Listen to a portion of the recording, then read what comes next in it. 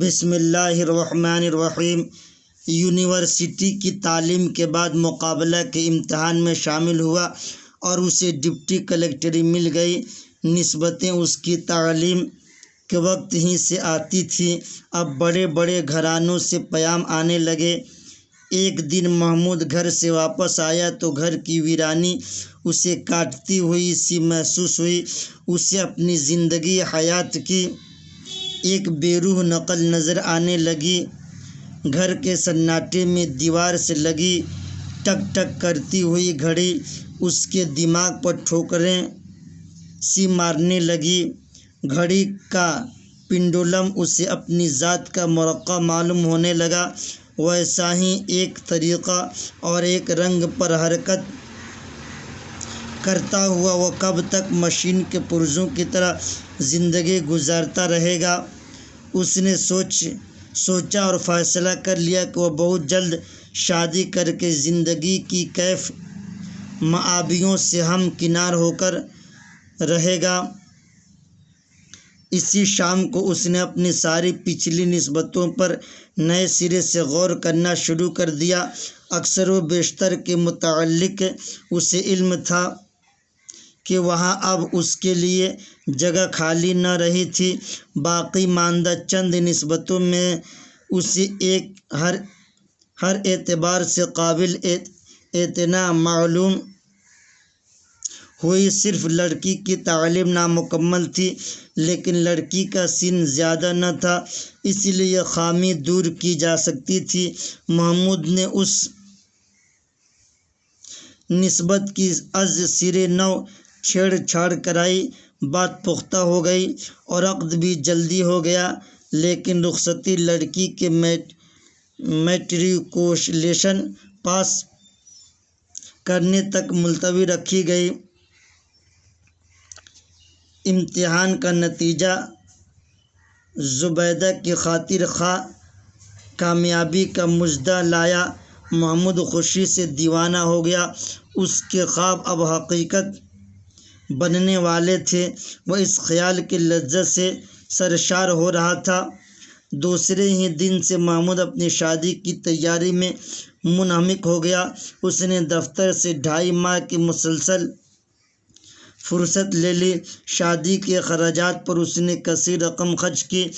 شہر کے سارے معززین کو بارات کی شرکت کی دعوت دی، لیکن سسرال میں قدم رکھنے کے بعد اس کے اندر ایک عجیب حیرت انگیز تغیر پیدا ہونے لگا تھا۔ اس کی آنکھیں بے نور اور متوحش سی دکھائی دینے لگی تھیں۔ اس کا جسم برف کی طرح سرد ہوتا جا رہا تھا اور چہرہ کی سرخی رفتہ رفتہ پھیکی پڑتی جا رہی تھی، جیسے کوئی دور سے ایک بھیانک منظر دیکھ رہا ہو۔ باہر کے لوازمات کے بعد جب محمود کو زنانہ مکان کے اندر لے جایا جانے لگا تو اس کے پاؤں میں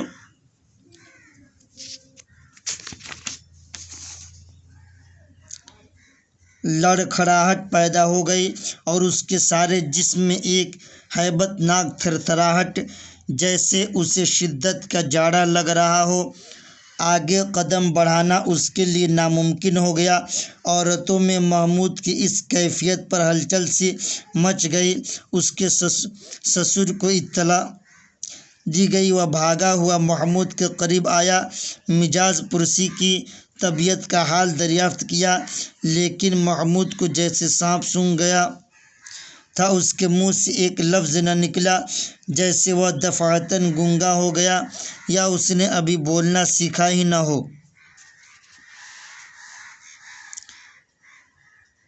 آپ نے پڑھا، اس افسانے میں ایک نوجوان مرد محمود کا کردار سامنے آتا ہے، جو حصول تعلیم کے لیے سرگرداں رہتا ہے اور عام نوجوانوں کے برخلاف ہاسٹل میں ایک ایسی مثالی زندگی گزارنا چاہتا ہے جو ایک اچھے طالب علم کی پہچان ہوتی ہے، لیکن ساتھیوں کے اکسانے پر وہ تفریح کی طرف مائل ہو جاتا ہے۔ لیکن وہ ایک نفسانی الجھن کا بہرحال شکار ہے بچپن میں اپنے گھر کے میں ماں کی سخت مزاجی، شدت پسندی اور باپ پر بے جا حکمرانی کا منظرنامہ اسے لاشعوری طور پر عورت سے متوحش اور متنفر کر دیتا ہے۔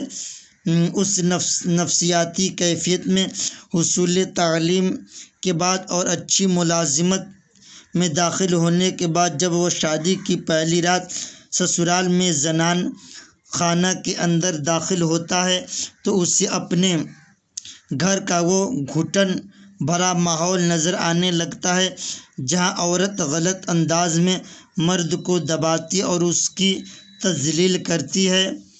اس نفسیاتی نکتے نے اسے ازدواجی فرائض سے خوفزدہ کر دیا اور اس کی شخصیت کو نامکمل بنا دیا۔ میرے دوستو، یہ ایک افسانہ ہے جس میں ایک نوجوان کے کردار جو ہے سامنے آیا ہے، جس کا نام محمود ہوتا ہے۔ وہ اپنی زندگی ایسے ماحول کے اندر گزارنا شروع کرتا ہے جہاں پہ اس کی ماں سخت مزاجی اور متنفر قسم کی ہوتی ہیں، اپنے باپ کے اوپر، اپنے شوہر کے اوپر بے جا حکمرانی کرتی ہیں، ان کو ہمیشہ دبانے کی کوشش کرتی ہیں۔ اسی ماحول کے اندر زندگی گزارنے کے بعد جب وہ ہاسٹل میں پڑھائی کرتا ہے اور وہ ایک اچھی ملازمت تک پہنچتا ہے، جب شادی کو سوچتا ہے، شادی کرنے کے لیے جب جاتا ہے تو پہلی رات سسرال کے اندر وہ دور، وہ دن یاد آتے ہیں جب اس کی ماں نے اس کے باپ پر بے جا حکمرانی کی تھی، تو اس کے دل جو ہے متوحش ہو جاتے ہیں، ڈر جاتے ہیں، وہ عورتوں سے نفرت کرنے لگتا ہے اور پہلی ہی رات اس کے بدن سرد پڑ جاتے ہیں، اس کی آنکھیں سرخ ہو جاتی ہیں۔ اسی بات کو سوچ کر تو میرے محترم یہ ایک ایسے افسانے ہیں جس کے بارے میں یہ دنیا کی ماحول کے اعتبار سے اس کو ایک اچھے انداز میں لکھا گیا ہے۔ آپ لوگ اس کو پڑھیں اور سمجھیں اور غور و فکر کریں۔ السلام علیکم ورحمۃ اللہ۔ میرے چینل کو لائک اور سبسکرائب کر دیجیے گا۔